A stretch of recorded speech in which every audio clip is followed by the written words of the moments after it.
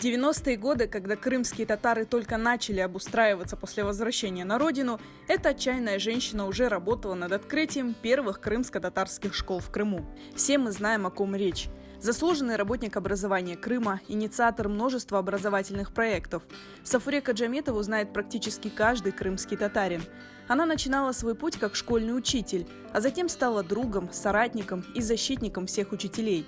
В 1995 году она организовала Ассоциацию работников образования «Маарифчи», усилиями которой в Крыму открылись 11 из 15 крымско-татарских школ.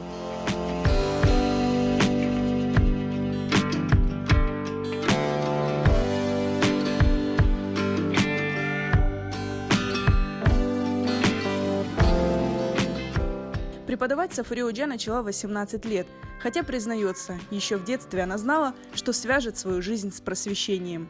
Мен Оджа торын олам. Қырымдан қартанамын алып келген мына бөле тогерек слапчысыны қарчығадан алып, кене мына бөлетіп оңайтлы жерге асып, мен өзім қардашларыма да өзім язмаға білмеймін, ожалық етіп, өгретедім язмаға, бөлетіп ожалық ойынын ойнай едім.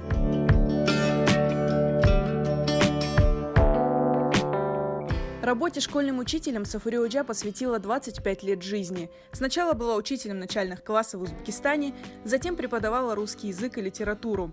Вернувшись на родину, работала учителем русского и крымско-татарского языков и литературы в школе села Рощино Джанкойского района.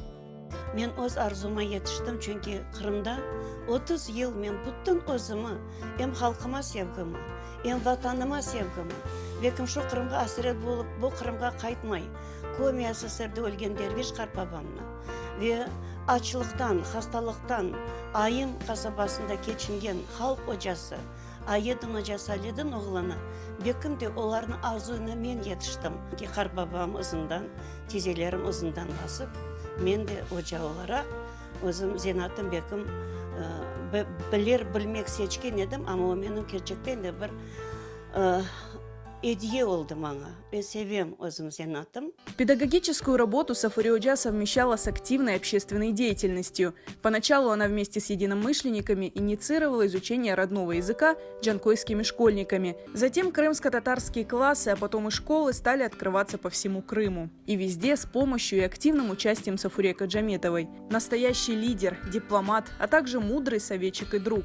Она вдохновляла своей целеустремленностью других.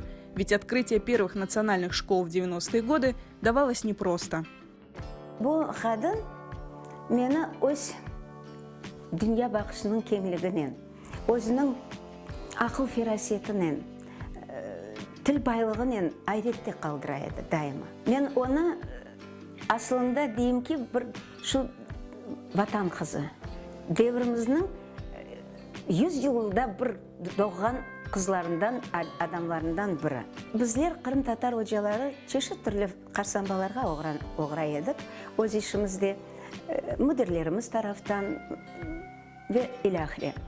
Onun için Сафуре Оджа Каджаметова дайыма бізге ярдымда болынайды. Егер де оның янына бірде-бір ожа келсе, өз демек фікірлерінен, о дайыма доғы yol öğretip, өзі де Oge çıkıp, demek şu vaziyetini çözmeye tırışırdı. Evet, Safure Oja çok suallerde o teşebbüsçü edi. Ama bir vesiha, böyle bir kutlevi sureti, meslektaşlarla beraber müzakere edilmesi, bir vesiha yol almaz idi. Ve demek tamamlasam bu, demek Maarif teşkilatının böyle bir yüreği desem, esas böyle bir motoru oldu.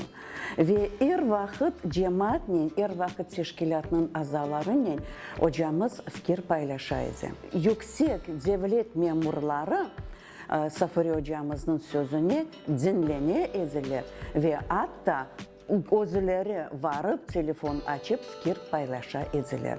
Safure Oja dost olarak Пек садық инсан ве эр вақыт ярдамға келер. Пек мүләйім инсан.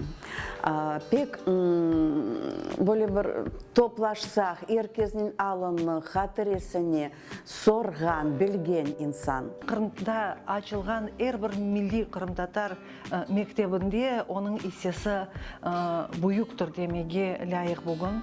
Чүнки әрбір мектеп açılması peşinde o pek çok faaliyet gösterdi.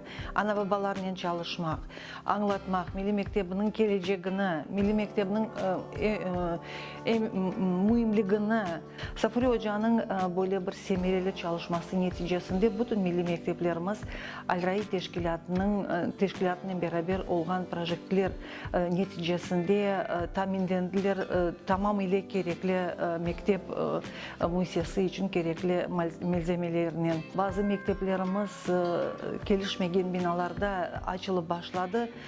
Bu binalarını gerek derecede getirmege hem devlet reskomnaz teşkilatından çalışıp onların demek tamirine büyük ise hoştu. Safuri Hoca marifçi erkanına belli insanlarını celp etti. Onların işkirliğini, onların tecrübesini bu faaliyette göstermege çağırdı.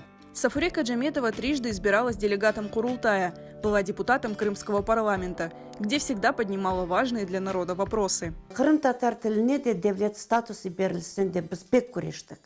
Қырымға келгенден берлі тіліміз инкишаф олсын, тіліміз мектеплерде оқытылсын, Қырым татар тілінде тәлім тербие олсын де біз өзімізні бөле бір milli marif oğrunda күреш сahasında olduk.